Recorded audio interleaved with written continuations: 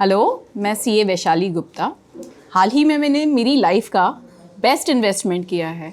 Best investment अपनी और अपनी फैमिली के हेल्थ के लिए। हम सब है ना पैसे को लेके कि यहाँ इन्वेस्ट कर दे, वहाँ इन्वेस्ट कर दे, बहुत क्यूरियस रहते हैं। पर इस पैसे की भागदौड़ में हम भूल जाते हैं कि हमारी सबसे कीमती चीज़ हमारी खुद की हेल्थ है और हमारी परिजनों की हेल्थ है। हीली ने जो भी हमारे फैमिली में बीमार था उन सबको वापस से हेल्दी किया है। शुरुआत मैं मेरे बच्चे से करती हूँ। मेरा एक 5.5 साल का बच्चा है। उसको सीजनल ब्रोंकाइटिस की प्रॉब्लम थी।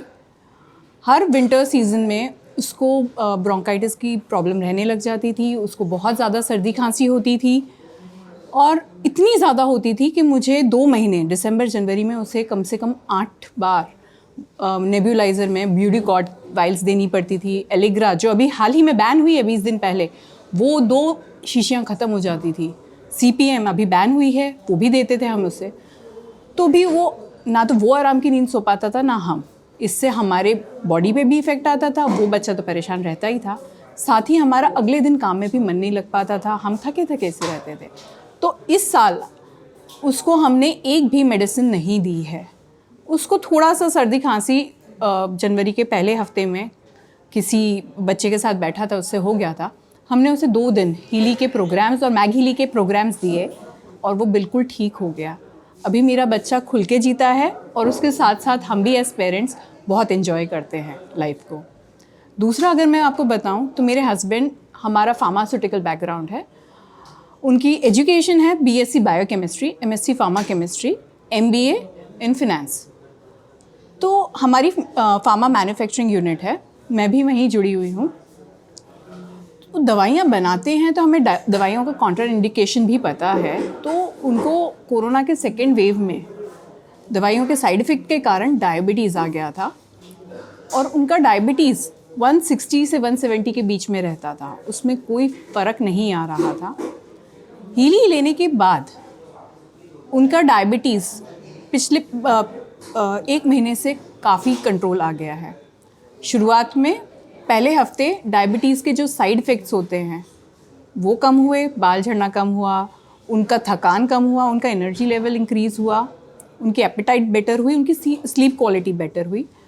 फिर 10वें दिन हमने जब टेस्ट किया, हमारा घर पे जो टेस्टिंग मशीन है, तो 10 पॉइंट का हमने डायबिटीज़ में अंतर देखा। उनका 150 हो चुका था डायबिटीज़। उसके बाद हमने कंटिन्यूसली यूज़ किया, महीने भर बाद वो 138 हो चुका था। और इनकी 2 टाइम की मेडिसिन चालू हुई थी, उसमें से हमने शाम की मेडिसिन अब डिसकंटिन्यू कर दी है। फिर भी उनका 132 पे कंटिन्यूड है। एंड वी आर होपिंग कि अगले 1-2 महीने हम अगर इसे सिस्टमैटिकली यूज़ करते हैं तो वो भी डॉक्टर के सजेशन से हम डिसकंटिन्यू कर पाएंगे। तीसरा जो सबसे बड़ा इम्प्रूवमेंट जो चौंकाने देने वाला और मैजिकल था, वो था मेरे ससुर जी के साथ। मेरे ससुर जी की ये फार्मास्यूटिकल मैन्युफैक्चरिंग से पहले उनकी फार्मेसी थी। तो आप कह सकते हैं कि वो 40 साल से एलोपैथी दवाइयों से ही जुड़े हुए थे।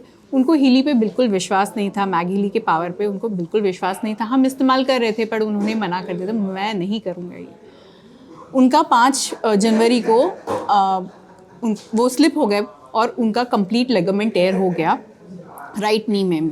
हमने MRI भी कराई। डॉक्टर ने हमें सजेस्ट किया कि उनकी आर्थ्रोस्कोपी करानी पड़ेगी।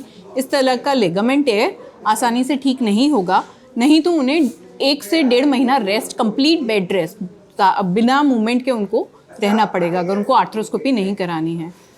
और पेन उनको इतना ज़्यादा हो रहा था कि वो सहन भी नहीं कर पा रहे थे 2-2 गोलियां खाने के बावजूद।